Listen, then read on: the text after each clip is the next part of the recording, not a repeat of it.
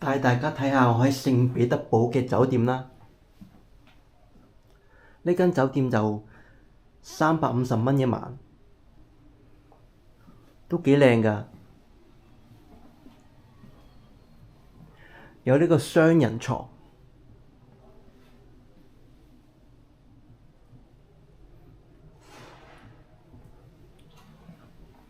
我今日就喺明斯克搭飛機嚟到呢個聖彼得堡啦。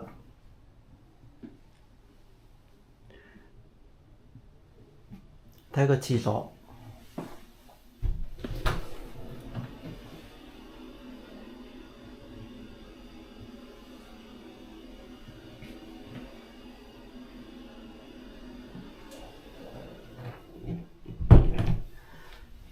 呢間酒店就喺呢個聖彼得堡嘅市中心嘅。咁你去一啲景點啊嗰啲，其實都好方便，就喺附近嘅啫。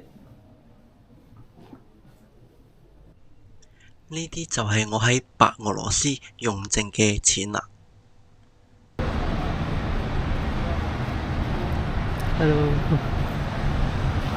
俄羅斯人好多都好親切嘅，佢哋會主動去打招呼。如果見到你有需要幫手嘅時候，佢哋都會主動去幫助你。前面呢間就係找換店啦，淨係得俄文嘅，英文同埋中文都係冇嘅。我已經換咗俄羅斯盧布，我而家就行緊去銀行嘅櫃員機去撳錢啦。喺俄羅斯 Visa 嘅信用卡同埋萬事達嘅信用卡係用唔到嘅，所以如果你想喺俄羅斯用到銀行卡扣錢嘅話呢，就要喺當地嘅俄羅斯嘅銀行開張信用卡或者銀行卡先得嘅。我已經揾到部 ATM 機啦，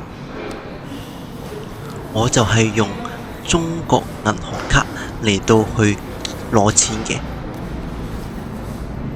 我已經成功可以攞到俄羅斯盧布出嚟啦。喺聖彼得堡呢個地方係好充滿住呢個藝術氣息嘅，從佢哋嘅建築物就可以感覺到出嚟。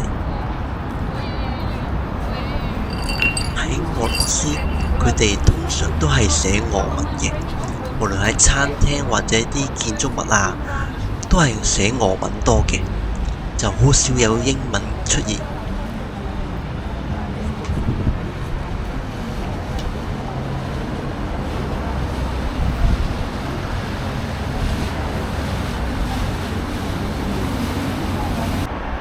俄羅斯同白俄羅斯嘅建築風格係差唔多嘅。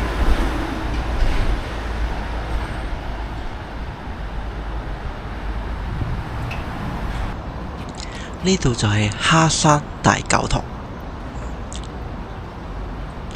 佢係由94支古典圓柱組成，整體都好宏偉，係典型嘅帝國風格建築物。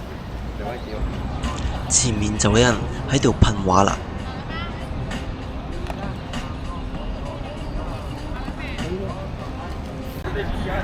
我而家就去緊另一個景點。聖彼得堡嘅景點其實都好集中嘅，你行都行到過去㗎啦。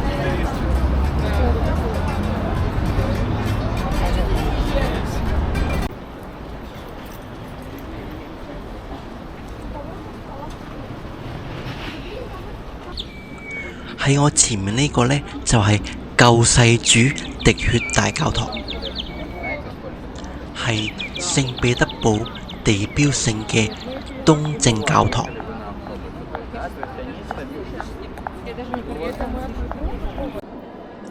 教堂裏面有俄羅斯嘅復古風格，再加上拜占庭式嘅馬賽克裝飾，另外加上羅曼主義嘅東正教元素喺入面，整體極華麗，色彩濃厚，金碧輝煌。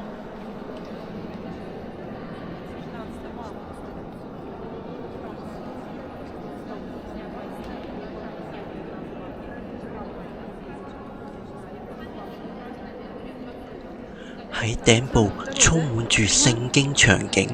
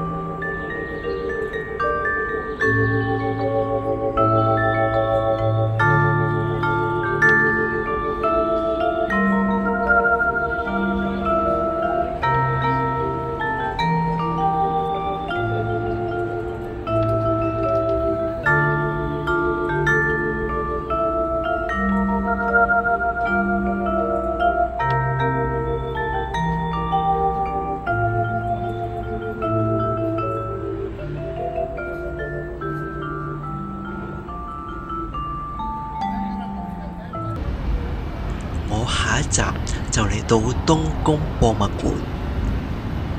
冬宮博物館係世界上面4大博物館之一，係建於1754年至1762年之間，藏館超過300萬件。我今日就冇入去參觀，如果大家有興趣嘅朋友可以入去參觀下。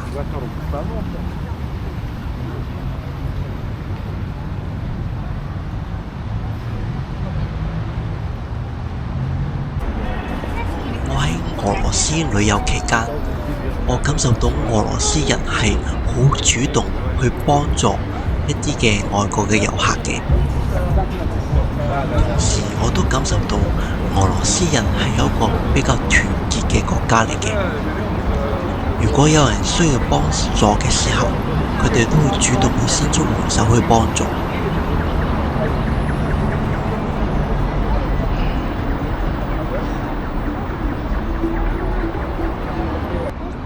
前面就有個小朋友喺度餵馬啦。我喺聖彼得堡都見到有人喺馬路度去騎馬嘅。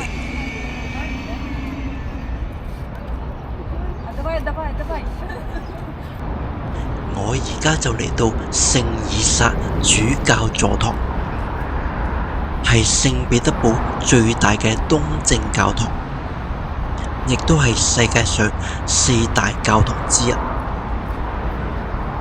係建於1818年至1858年之間，歷時40年興建，係以112支花岩石柱建成，每支岩石柱重114噸。我就會從聖彼得堡坐火車去莫斯科。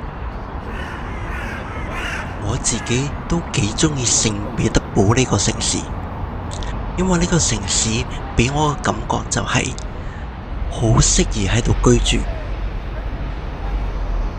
呢個城市嘅建築物都帶住藝術風格。下次我就會出發去莫斯科，大家再見，拜拜。